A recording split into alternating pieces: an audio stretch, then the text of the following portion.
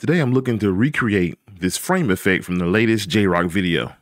Let's break it down. The one thing that sells the effect in the original video is the same street, but at different points in time, so they got this animated mask going across it.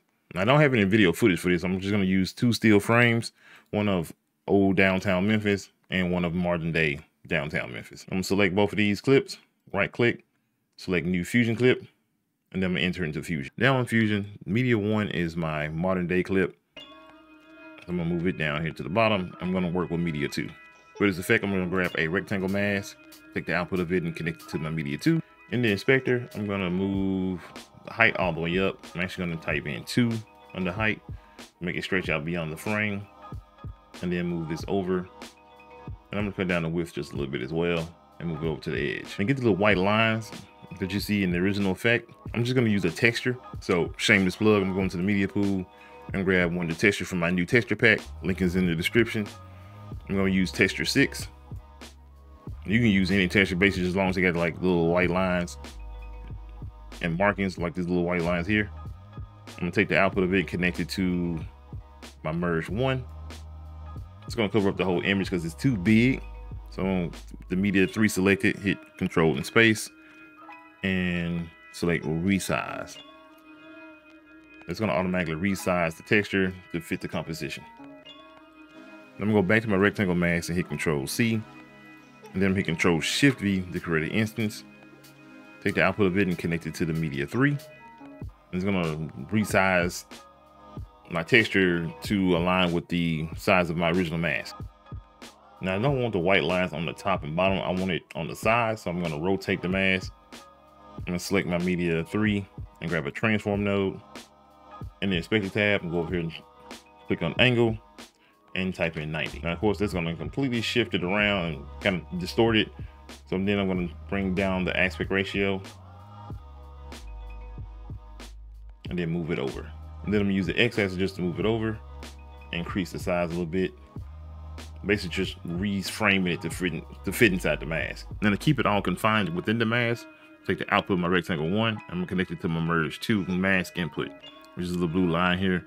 You see here at the bottom, it says mask effect. Now I'm gonna select my transform 1, get a brightness contrast node.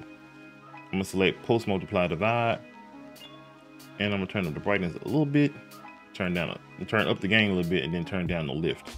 Back up here to my rectangle mask, hit Control C, and double click in empty space, hit Control Shift V to paste another instance.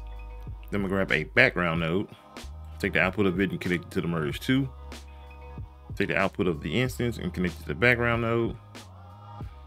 And select that instance and go over here to the inspector tab where it says solid. I'm gonna right click and hit D instance. It's gonna unlink that particular parameter from the rest of the mask. Then I'm gonna uncheck solid. Now I can increase the border width and give me a little black line. If I double click here into space, you see a little black line there now. Now to animate it, to make it basically kind of shift or shake a little, go back to the original rectangle mask. I'm gonna right click on the center X axis, hit modify width, and then I'm gonna select XY path. It's gonna open up the modifiers. I'm gonna click on it. You're gonna double click X and Y to reset them. And then we're gonna move the X over just a little bit back to where it was. Right click, hit modify width, and then we're gonna select shake. And turn down the smoothness, it's gonna shake that much faster. And basically want to turn down the maximum and minimum. So I'm gonna turn the minimum down, or maximum down, and turn the minimum up. That way it's not shaking too crazily. The more you have these two aligned with one another, the less it'll shake. So now we got a little bit of a subtle shake. Now we need to animate the texture.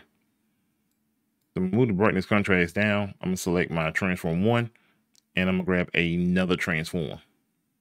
I'm gonna go to the second transform, and I'm just gonna go create a keyframe on the y-axis. Or X and Y axis. So I got to set a default on the first frame, then go to my last frame. I'm just gonna move it up crazily, just move it up like 15, 20. And then I go down here to edges and change it to mirror. It's a little bit of gap in between, even though it's mirrored. So I'm gonna go to my transform 1, change the pivot, and actually will line them back up with one another and kind of move it back over.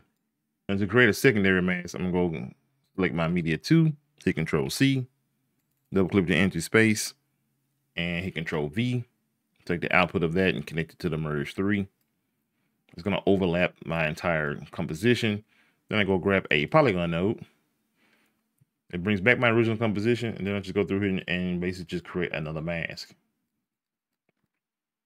I'm gonna get the black outline. I have to grab a background node, take the output of that and connect it to the merge 4 to make another one, and then repeat the process. So select my polygon node, hit Control C, then hit Control Shift V, connect that to my background node.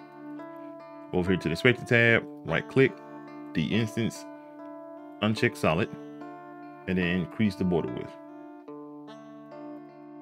And the border width on this one's a little bit thicker than I want, so I'm gonna turn it down just a little bit. And then I'm actually gonna go through, select the mask. I'm gonna box select these points. I'm gonna smooth them out by going up here in the little icon and smooth them out. It basically just more of rounded edges. And then if I want to, I can actually animate these points. So I'm gonna go roll through about frame 24 and basically just go through and select my mask and just grab some of the points and move them around. So like if I want this to move out further, basically kind of showing the difference in between modern day and the past. Then I can go down to say 55.